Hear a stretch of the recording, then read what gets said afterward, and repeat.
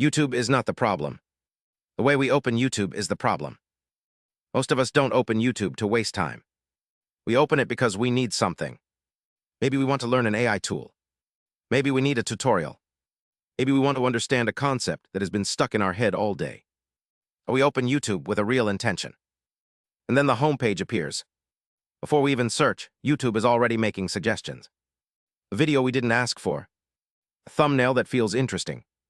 A recommendation that looks just close enough to be useful. And that is where the distraction starts. Not after 1 hour. Not after 10 videos. It usually starts in the first few seconds. The mistake is thinking we can beat this with willpower. We tell ourselves, I'll just ignore the feed. But the feed is designed to be hard to ignore. That's its job. So the better question is not, how do I become more disciplined? The better question is, how do I remove the distraction before it starts? For me, the biggest change was simple. I stopped opening YouTube without a specific search term. If I don't know what I'm looking for, I don't open it yet. That one rule changes the whole experience. YouTube becomes less like a place to wander and more like a tool. Search first.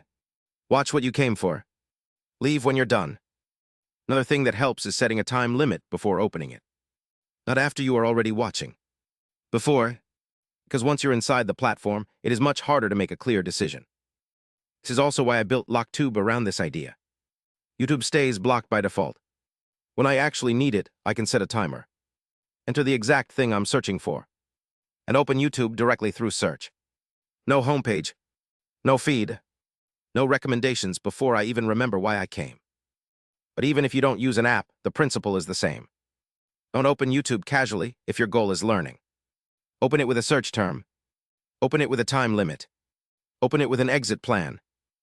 YouTube can be one of the best learning tools in the world. But only if you stop letting the feed decide what you came for.